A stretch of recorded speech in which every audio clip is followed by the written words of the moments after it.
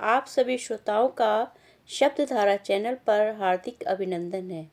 आज आप सुन रहे हैं बबीता शर्मा की कहानी अनबुझी आस। अनबुझी आस। मैं अच्छे से उसे देख पा रही थी। मैं स्टेशन पर बैठी थी, नितांत अकेली। सर पर दुपट्टा था और चेहरे पर मास्क लगा हुआ था।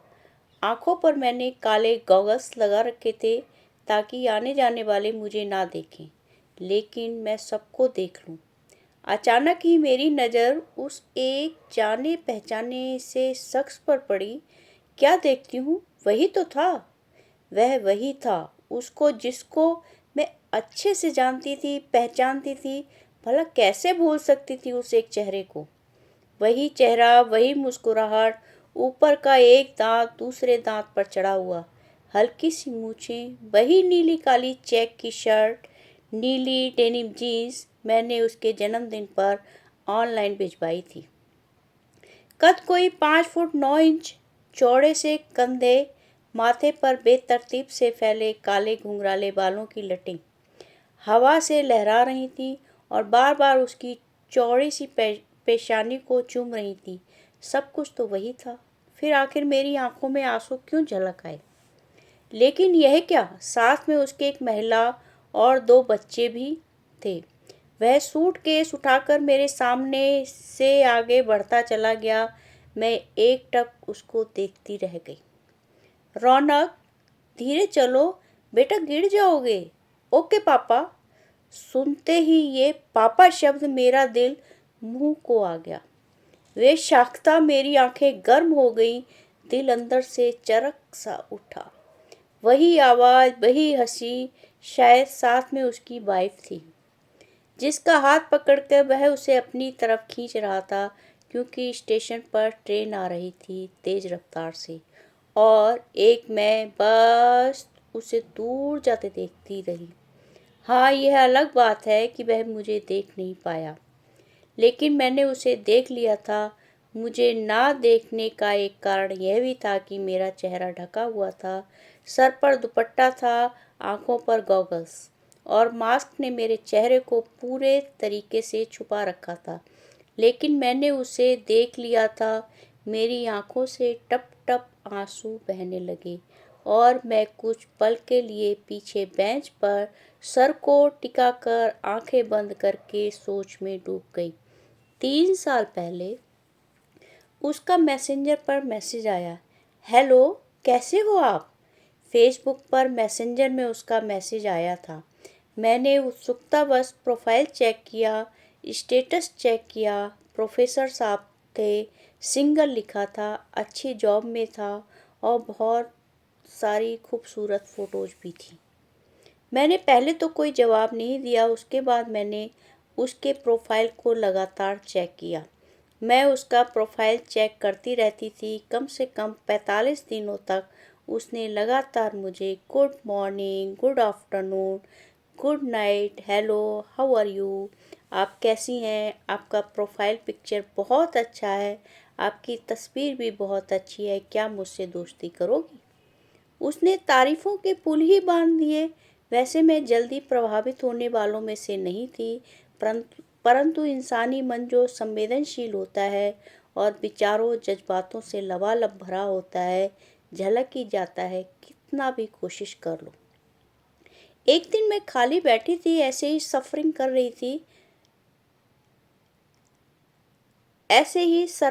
रही थी। अचानक उसने मैसेंजर पर मैसेज दिया। बहुत सारा कुछ लिखा था। मैंने पढ़ना शुरू किया। गुलशन, लगता है आप मुझसे बात तक करना पसंद नहीं करती हो।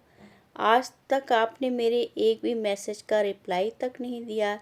ऐसा भी मैंने क्या कर दिया? अरे अच्छी लगी हो, बात करने का दिल चाहा। मुझे आपकी आंखें अच्छी लगी बहुत। पता है आपकी ये आंखें बहुत कुछ कहती हैं, बहुत कुछ छुपा जाती हैं। क्या दोस्ती करना कोई गुनाह है? चलिए कोई बात नहीं, आज के बाद आपको मैसेज नहीं दूंगा। कोई गलती हो तो माफ़ करना। पढ़कर मुझे कुछ अच्छा लगा तो मैंने सोचा क्यों ना आज इसी के साथ बात की जाए। चलो काफ़ी दिन भी हो गए थे। मेरी पतली पतली उंगलियों ने कीपैड पर लिखना शुरू कर दिया। वैभवी, हाँ जी मैं ठीक हूँ, उसने तुरंत रिप्लाई दिया। गुलशन, अरे इतने दिनों बाद चलो जवाब तो आया, धन्यवाद आपका। वैभवी, जी। ऐसी बातचीत शुरू हो गई थी। वह पंजाब का रहने वाला था, मैं मालवीय नगर दिल्ली की रहने वाली थी। फिर बातों का सिलसिला चलता गया। पोस्ट का आदान प्रदान, अच्छी अच्छी दोस्ती के नाम पर पोस्ट, सोशल पोस्ट, मतलब हर तरह की पोस्ट चलती रहती थी और उसका उत्तर मैं देती रहती थी। जब भी वह पोस्ट देता था तो कहता था इसकी आगे कुछ लिखिए। जो भी उसकी पोस्ट में लिखा होता उसका रिप्लाई मुझे देना होता था, तो मैं देती रहती थी। वह हमेशा कहता कि ये मेरे लिए है ना। मैं कहती थी कि हाँ आपके लिए ही है। एक अच्छी दोस्ती की शुरुआत होती गई। बंदा बातें भी अच्छी करता था, शालीनता से कोई फालतू बात नहीं करता था। ऐसी छोटी छोटी बातें करते करते, खाली चैटिंग करते करते 3 महीने बीत गए। फिर एक दिन उसका मैसेज आया, गुलशन बीसी करें क्या? वैभवी, नहीं नहीं मैं अभी वीडियो कॉलिंग नहीं करूँगी, अभी मैं घर में खाली नहीं हूँ, मैं बिजी रहती हूँ। गुलशन, अरे बाबा टेक इट इजी, कितना यार तुम पैनिक हो जाती हो कसम से। और वो ज़ोर से हंस पड़ा। फिर उसने कभी भी वीडियो कॉलिंग करने को नहीं कहा। मुझे काफ़ी अच्छा लगा, कोई ज़बरदस्ती नहीं। फिर मैंने एक दिन सोचा कि चलो बीसी करके देखते हैं कि कौन है, क्या कोई फेक बंदा तो नहीं है। जो प्रोफाइल में फ़ोटो है क्या वही ये आदमी है। यही सब सोचते सोचते मैंने उसको बीसी का ऑफ़र दिया। वैभवी, हेलो। गुलशन, जी कहिए। Vaibhavi, video calling. तुरंत उसका वीडियो कॉल आया। मैंने जल्दी से बाल खोले, कंधे पर फैलाए, लिप बाम होठों पर रगड़ लिया, काजल की लाइन को और मोटा किया और उसको ज्वाइन किया। मैंने सोचा चलो इसी से आज बात करते हैं, लेकिन सिर्फ थोड़ी देर के लिए। गुलशन, हाय कैसी हो आप? वैभवी, मैं अच्छी हूँ, आप बताओ? वैभवी, अच्छा हूँ। ये कहकर वो मुझे देखने लगा। मैंने भी ध्यान से देखा उसको। हाँ वही आदमी था, वही आवाज़, वही सब कुछ। उसकी स्माइल बहुत अच्छी थी। प्रोफाइल में मूछें नहीं थी, पर उसने अभी रखी हुई थी, जो कि मुझे अच्छी लगी देखने में। फिर मैंने तारीफ़ की, मुझे मूछें अच्छी लगती हैं और मूछों में मैं, वो बोला मुस्कुराहट के साथ। वह भी, आह ठीक है आप भी। वह मेरे मुंह से अपनी तारीफ सुनकर खुश हुआ। अक्सर तारीफ के चंद मीठे बोल इंसान को अंदर तक खुशी के अतिरिक्त से सरोवार कर देते हैं। कुछ ऐसा ही गुलशन के साथ भी हुआ। उसने भी मुझे भरपूर निगाहों से देखा और कहा कि यह आपके खुले बाल बेतरतीब से उलझे से कुछ अच्छे लग रहे हैं। वैभवी, मैं कभी कंघी नहीं करती हूँ, बस उंगलियां ही मेरी कंघी हैं। गुलशन जोर से हंसते हुए, सच्ची? वैभवी मुची। दोनों बहुत देर तक हंसते रहे, बातें करते रहे। फिर उसने 5 मिनट बात की। उसके बाद मैंने अपनी तरफ से ही कॉल कट कर दी। ऐसे ही 6 महीने गुजर गए। नॉर्मल बातचीत होती रही। एक दिन उसने कहा, इतना कुछ हो गया तो कॉल पर बात करने में क्या जाता है, चलो ना कभी मिलते हैं। मैंने उसको अभी तक अपना फ़ोन नंबर नहीं दिया था। गुलशन, मैं व्हाट्सएप पर जुड़ना चाहता हूँ, कई महीने हो गए। जब आपकी इच्छा हो तो जोड़ना, नहीं तो कोई ज़बरदस्ती नहीं है। बात कर लेते हैं, यही बहुत है, मैंने मन ही मन कहा। गुलशन, आपकी दिल्ली की तरफ आ रहा हूँ मैं, आप मिलेंगी? वैभवी, नहीं मैं नहीं मिल सकती, मैं बिजी रहती हूँ और मैं ऐसे नहीं मिलती किसी से भी। मुझे फ़ोन के दोस्त फ़ोन पर ही ठीक लगते हैं। ऑनलाइन रिलेशन बनाना ठीक है, ऑफलाइन मुझे बिल्कुल भी पसंद नहीं है। सुनकर वो शायद थोड़ा उदास हो गया। उस दिन उसने बात नहीं की मुझसे, मैंने भी कोई उत्सुकता नहीं दिखाई। मुझे नहीं पसंद नंबर देना तो नहीं पसंद। किसी के पसंद या नापसंद की इज्जत रखनी चाहिए ना, मैंने खुद से ही सवाल किया। खैर 4-5 दिन गुजर जाने के बाद उसका मैसेंजर पर मैसेज आया। लिखा था, मुझे माफ़ कर देना, मैं शायद कुछ ज़्यादा ही जल्दबाजी कर देता हूँ।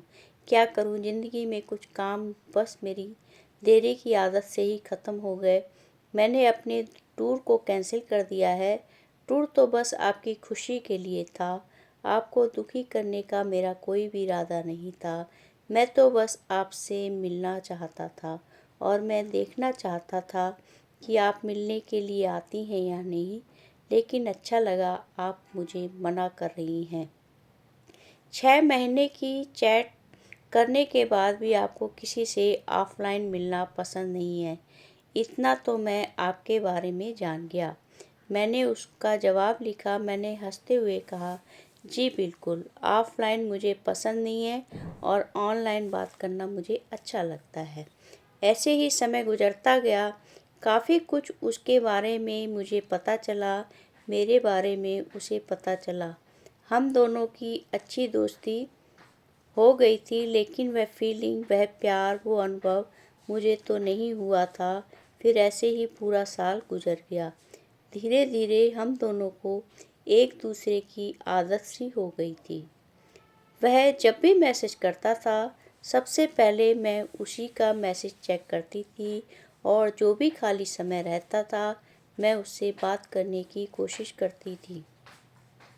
वह भी करता था। समय गुजरता जा रहा था और पूरा 1.5 साल भी हवा की तरह गुजर चुका था। आज पूरा दिन गुजर गया, मुझे अपना मोबाइल चेक करते करते उसका कोई मैसेज भी नहीं आया। रात भी गुजर चली, समझ नहीं आ रहा था कि क्या हुआ आखिर। दूसरा दिन भी ऐसे ही गुजरा। बेचैनी का आलम चरम सीमा पर था। रह रहकर आंखें गर्म हो रही थीं। रोने का दिल कर रहा था, परंतु रोना नहीं निकल पा रहा था। सर दर्द से सोच सोच कर सर फटा जा रहा था। सप्ताह भर बीत गया, उसने बात करनी बंद कर दी थी। ना चैट, ना बात, ना बीसी, ना मैसेंजर। मुझे बहुत टेंशन होने लगी। एक दिन बहुत परेशान होकर मैंने उसके मैसेंजर पर स्क्रॉल किया। उसने अपना नंबर दे रखा था। मेरा नंबर उसके पास नहीं था। अचानक उसके नंबर पर निगाह पड़ी। उसने चैट पर अपना नंबर मुझे दिया था और मैंने चैट कब अभी तक डिलीट नहीं की थी। मैंने तुरंत ही नंबर सेव किया और उसको कॉल किया। कई बार फ़ोन लगाया पर किसी ने नहीं उठाया। तब मेरा रोना छूट पड़ा। मैं बेतहाशा रोने लगी। करीब घंटे भर बाद मोबाइल की रिंगटोन बजने लगी। मैंने देखा कोई नया नंबर स्क्रीन पर दिख रहा है। मैंने फ़ोन को रिसीव किया। मरी सी आवाज़ में मैंने पूछा, कौन? आवाज़ सुनते ही मेरे हाथ कांप गए और वो फ़ोन नीचे गिरने से बचा। अरे वैभवी, तुम हो? लाखों में पहचान सकता हूँ तुम्हारी आवाज़। वैभवी सुबकते हुए, कहाँ हो? गुलशन, क्या हुआ, रो रही हो? क्या तुमको भी पता चल गया? वैभवी, क्या पता चल गया? गुलशन उदास लहजे में, यार पिताजी का देहांत हो गया था, उसी में मैं बिजी हो गया था, माइंड डिस्टर्ब हो गया था बहुत। वैभवी, ओह। गुलशन, चलो कोई बात नहीं, ठीक हूँ। अभी अभी बस ऑफिस में हूँ, कुछ ज़रूरी काम निपटा रहा हूँ। फिर मैं बात करता हूँ लंच टाइम में खाली होकर। ओके, परेशान हो, अपना ध्यान रखो और हाँ, रो मत। फिर उसके बाद कुछ समय तक कोई बात नहीं हुई। समय ऐसा ही गुजरता गया और धीरे धीरे बातचीत कम होने लगी। मैं मैसेज करती थी, वह कभी जवाब देता, कभी नहीं देता था। कभी कभी तो ऑनलाइन रहते हुए भी इग्नोर भी नहीं देता कर देता था। मुझे समझ नहीं आया कि कारण क्या है, लेकिन फिर भी मेरे दिल में उसके लिए काफ़ी रिस्पेक्ट थी, तो मैं हमेशा मैसेज देती रहती थी। ऐसे ही समय गुजर गया। आज उसी को मैंने रेलवे स्टेशन पर देखा था और देखकर बहुत तकलीफ भी हुई। वह दिल्ली में ही था और मैं भी दिल्ली में ही थी। मैं मेट्रो स्टेशन पर बैठी थी, ट्रेन का वेट कर रही थी। राजीव चौक जाना था। वहीं पर वो मुझे जाते हुए दिखाई दिया। अमूमन रेलवे स्टेशन पर काफ़ी जाने पहचाने से चेहरे मिल ही जाते हैं, क्योंकि सबको वहीं पर मेट्रो का इंतज़ार करना होता है। कहीं ना कहीं एक जैसे चेहरे नज़र आ ही जाते हैं। मैंने उसको बहुत अच्छे से पहचान लिया था और मैंने महसूस किया शायद उसकी पत्नी साथ थी और उसके 2 बच्चे भी थे। शायद यही वजह थी कि वह इतना करीब आने के बाद भी मुझसे कट रहा था। मैंने महसूस किया कि वह अपनी लाइफ में बहुत खुश है। दोनों बच्चे बड़े ही प्यारे थे और उसके आगे पीछे घूम रहे थे। मेरे ही सामने बस 10 कदम की दूरी पर ही आइसक्रीम की दुकान थी। वहीं से वह बच्चों को आइसक्रीम दिला रहा था, खुश था। मुझे ऐसा लगा वह बहुत खुश था। वह हंस रहा था, उसकी पत्नी उसके साथ थी। वह भी बहुत खूबसूरत थी। उसकी एक फैमिली है। बस यही सोचकर मैंने उसकी फ़ोटो ली दूर से ही। आँखों में आंसू उमड़ आए और मैंने चुन्नी के कोनों से उसे पोंछ लिया। अगले ही पल मैंने मैसेंजर पर उसकी फ़ोटो उसको पोस्ट कर दी और साथ में यही लिखा कि तुम्हारी अपनी ज़िंदगी व उसमें खुश रहना सीखो और इस तरह से झूठ बोलकर किसी के दिल में जगह बनाना भी अच्छी बात नहीं है। तकलीफ़ होती है बहुत, परंतु कोई बात नहीं। ऑनलाइन जो भी रहा, तुम्हारे बीच मेरे बीच में उससे मुझको काफ़ी लगाव हो चला था। शायद हमेशा ही रहेगा। मुझे लगा तुम अनमैरिड हो, इसलिए शायद मेरे सपने और आगे बढ़ने लगे थे कि नए रंग उसमें भरने लगे थे। लेकिन अब मैं ये सब कुछ ख़त्म करती हूँ। तुम अपनी लाइफ में हमेशा खुश रहो, यही दुआ है मेरी, और अपना ध्यान रखो। बहुत खूबसूरत बच्चे हैं और वाइफ भी। और कभी ज़िंदगी में किसी से भी बात शुरू करनी हो या दोस्ती करना हो तो अपने बारे में सच बताकर ही करना। ये ज़रूरी नहीं कि अनमैरिड ही प्यार कर सकता है। एक शादीशुदा आदमी भी प्यार और लगाव रख सकता है, यदि वह सच्चा है तो।